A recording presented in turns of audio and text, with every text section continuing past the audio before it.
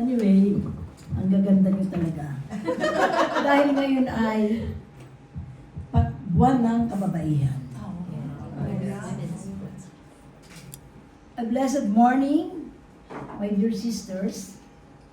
I'm happy because it feels like I am attending a BCBP Los Baños Ladies Breakfast, surrounded by beautiful women with radiant faces.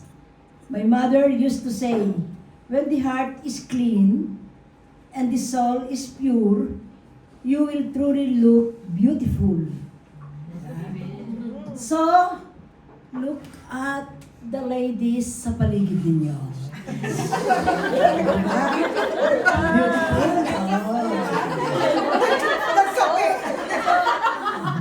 That was my mother, even at the age of 85, in 2014, she remained graceful and poised, especially when serving in the church. She was very active as a lector, a speaker in Cursillo, and there was no day that she did not attend Mass since our house was just near the church. I am the eldest of 9 children, and because of that, I was called the mother hen. I carried out whatever my mother wanted my siblings to do. I took responsibility early in life, helping raise my brothers and sisters. At this point, let me read from Jeremiah 29, verse 11. I alone know the plans I have for you, plans to bring you prosperity and not disaster, plans to bring about the future you hope for. Then you will call me, you will come and pray to me, and I will answer you. You will seek me, and you will find me because you will seek me with all your heart. Quote, unquote. My being a Roman Catholic started when I was, of course, baptized at San Antonio de Padua Parish in Singalong, Manila. At that time, my parents were working in an American laundry firm. When we moved to Los Baños, I was blessed because a group of catechists from the St. Therese of the Child Jesus Parish conducted catechism every Saturday at our neighbor's house under their house, sa silong ng bahay. May silong pa ang bahay nung araw. Every Wednesday night, my mother and siblings listened over the radio to the Novena of Our Mother of Perpetual Help. My grandmother, on father's side, who lived just a few steps from our house and was very prayerful, will always call us at 6 p.m. to recite the rosary in Tagalog and the orasyon in Latin. Kaya sa ulado ko yung bendito, alabados. Although I must admit it was not always daily on my part, but whenever she went to church, especially during Holy Week, we grandchildren always accompanied her. Siyempre, kapit sa saya. I attended the Cursillo movement, number 2x2. Masakit yun, ihampas. In December 1968 in Los Baños, Laguna, and that is December 1x4. Lalo masakit ang hampas. Ganun ang tawag nila sa Cursillo, kayo hindi kayo nag-Cursillo eh. Until now, I can say that I'm active Cursilista, continuing to be involved in church activities. I retired from the government service in April 2008. By that time, all my children had graduated and had already started working. And we even had a priest already in the family. This was truly a dream come true for me. Because at the back of my notebooks, I had written timelines for my children's education over and over again. That when all of them had graduated and we already have a priest, I would retire. 2007 nung ma-ordain yung anak ko.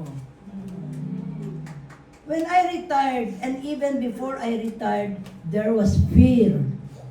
A great fear. Why? What would be my life while my life staying at home? My husband, Ed, who was also going to retire on the same date, will be at home. Alam ni Babes, very quiet. Very quiet. No communication between us. Wala lang, no. Wala lang. He would spend time on the computer and playing bingo. Another fear was disconnection. Who would I call if I had problems with the computer? When I was working at Picard, it was just one click and everything would be fixed. The experts were always available. Suddenly, that support system was gone. Retire na eh. Talagang nanyadusin ka. There was also disconnection from colleagues. In their search network, no more travels. When we were working, panay ang biyahe from Apari to Hulong. So, mawawala yun. And I love to travel. Financially, it would be less than what we were earning before. There would be no more loyalty pay, no more Magna Carta benefits, no more bonuses, and we were both working, mag-asawa, kaya kami ang pinaka-mayaman pag panahon na ng bigayan. Yes, that's true. So, wala lahat yun. Wala. My escape from all these fears was prayer. I would pray the rosary in my room and talk to our Lord Jesus about all my concerns. At that time, my daughter Liza was working late shifts in Starbucks. And I would always have a rosary in my hand while waiting for her to arrive home at midnight. Galing siya from Calamba and San Pedro, and that is about 1 hour drive to our place. On April 2, 2008, our parish priest, Father Ray Hayag, formed the Kapatiran ni San Antonio de Padua. In this organization, I became very active. The fears I carried turned into courage, and my faith deepened every time I prayed with the intercession of our parish patron, Saint Antonio de Padua. I was baptized San Antonio de Padua in Singalong. Tapos, ang bahay namin near the San Antonio de Padua Parish. Diba? Okay na okay. I never knew that there were another organization waiting for me. Not only for me, but also for my husband. My first BCBP breakfast was in February 2009. And on a Friday at Chowking in Los Baños. I attended alone. My husband stayed home playing chess by himself. I did not even know. It was a men's breakfast pala yung inattended ko. So sabi ko, kilala ko itong mga ito. Pero wala pa ba eh. My Kuya Ben, who was like my godfather, and my previous employer in Llano del Sur, I work in Llano del Sur, had been inviting me several times. Finally, I decided to attend men's breakfast. First lady. Ed has his first breakfast a month after, upon the invitation of our former office mates. We both attended Christian Life Program number 1 from April to August 2009. I learned very important things, establishing regular prayer time, reading the Bible, and attending Mass every Sunday. My faith in our Lord Jesus increased especially as I listened to BCBP breakfast sharers that I could relate to. It was truly a blessing for us. Ed and I were always together, not only in BCBP activities, but only in family and social gatherings. Kanya-kanya kasi kami nung una, kanya-kanya. Kasi siya mangiinom, hindi naman ako mangiinom. I felt therefore secure because we were always together. I realized something very important about myself. I was a warrior, but I should not be. Let me read Proverbs chapter 3, verses 5 to 6. Trust in the Lord with all your heart, and lean not on your own understanding. In all your ways, submit to Him, and He will make your paths straight. Quote unquote. This became a guiding truth in my life. In 2019, a month after the death of my husband Ed, many challenges came into my life, especially that I was then alone. I was left alone as my 4 children went back to their respective places. Laari and Liza returned to Canada. John went back to Hong Kong, and Father Val went back to Santo Domingo prior to going back to Rome, for he was then taking a PhD in theology. I was left caring for my bedridden mother in her house, which was adjacent to ours. On April 9, BCBP brothers and sisters transferred my mother and me to my sister Joyce's house, quite a distance from us. This has to be done for safety reasons because my brother, who was under the influence of drugs, was also living in my mother's house. So, takot na takot ako, ang nanay ko. So, BCBP, dali-dali nilang inilipat kami doon sa bahay ng kapatid ko. Dala, pati TV, lahat nung aming ano. Anyway, the rosary became my weapon to ease my nervousness. I would bring the transistor radio close to my mother's ears so she could pray along with the rosary. Also in 2019, there were moments to cherish, happy occasions, but even in those, there were worries. My mother passed away on June 5, shortly after we continued with a planned European tour. We were blessed because Father Val served as our tour guide in June. He was knowledgeable in the Italian and Spanish language, as well as transportation routes across Europe. We arrived in Lisboa, Portugal, the birthplace of San Antonio de Padua, on June 13. It was then his feast day. We spent 1 month in Europe, visiting Barcelona, Portugal, Padova of San Antonio, where he was buried and so on, Milan, Venice, Paris, and Rome. Nagtapo ng pera. 1 month. Anyway, masaya. Barely a month after returning to Los Baños, my children told me that I needed to go to Canada in August for Liza's church wedding. It was a difficult decision because of the expenses, but it is a once in a lifetime event. So nagpunta ako, 1 month ulit ako dito sa Canada naman. In October, I went to Hong Kong for 10 days to celebrate naman yung birthday ng mga dalawa kong magandang apo. But truly, 2019 was my lowest point in life. Before Father Val returned to Rome, he started the construction of my retirement home, which was completed in October 2019. It was a big challenge because I was managing it alone, but God is good. I had a very capable contractor. Kahit ako biyahe ng biyahe, walang problema. Then on November 1, while we were in the cemetery, we received a call from Father Val that he was in the emergency room in Rome Hospital due to severe abdominal pain. He underwent major surgery where a portion of his alimentary tract was removed.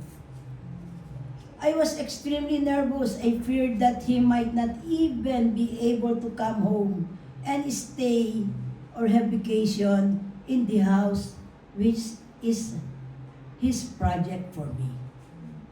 Siyempre, makakatira pa kaya siya doon? A prayer brigade through messages flooded my cell phone. Even people I was not close to, I asked them for prayers. I stayed in front of our altar in the home. Almost constantly, my faith deepened even more. Talagang, if there are trials, ang iyong pananampalataya ay iyong laging siyang aalalahanin.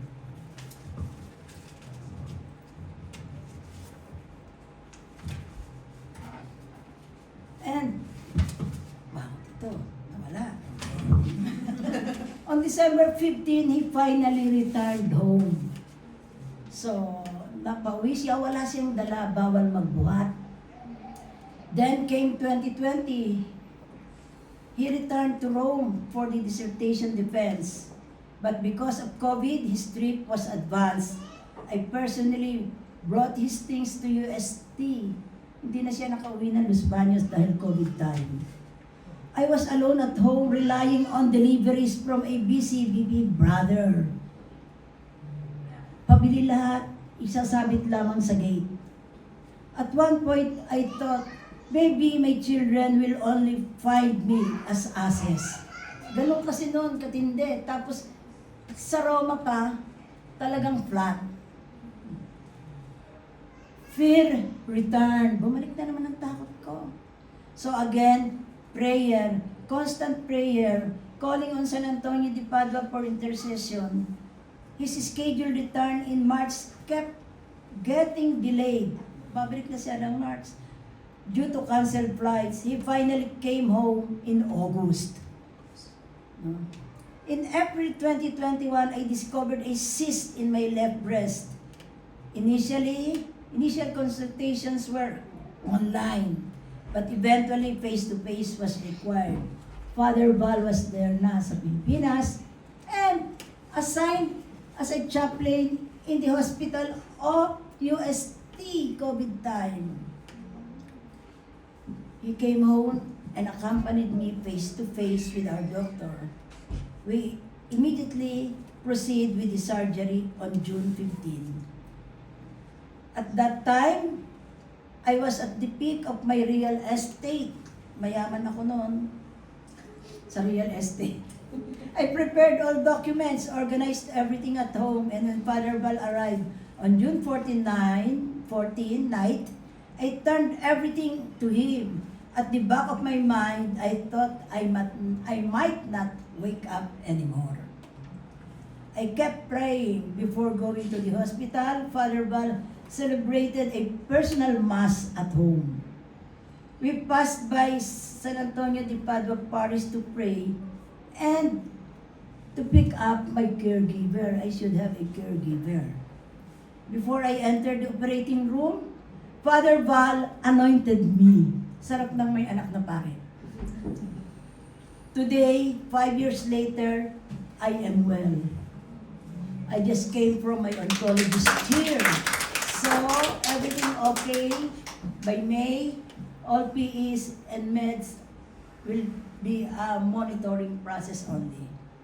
Lessons learned. Through all these trials, I realized I should not worry. I must trust God. Yun din kayo. Prayer is very powerful. The rosary is my constant weapon. Ganyan din si Sis versus Villa, kaya nagkaasawa yan eh. Trials strengthen faith and bring us closer to God. God never abandon us, even in our lowest moments. Even when a faith weakens, God remains faithful. Today, even if I live alone in my retirement home with only a helper, I am happy. I continue to be active in BCBP and in the Kapatiran in San Antonio de Padua via the technology of internet. In 2023, I made a big decision to move here in Canada. After my daughter told me I could be a permanent resident if I complied with the requirements. Napakadami pala. Sa medical na lang, we checked in sa Manila for St. Luke's everyday medical. It was not easy because my life in Los Baños was really very comfortable. But I trusted God. I am grateful that there is a BCBP Winnipeg. I remain connected with BCP Los Baños through Daily Rosary via Zoom from Monday to Thursday. 8 p.m. doon dito sa atin, 7 in the morning. Ang hirap gumising.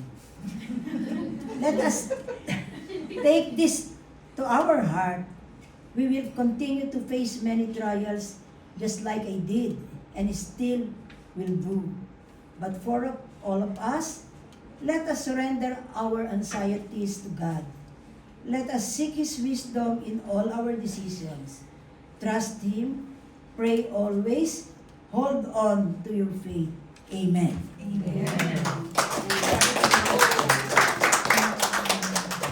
Ang profile picture. Ang social media. Okay, thank you. Thank you.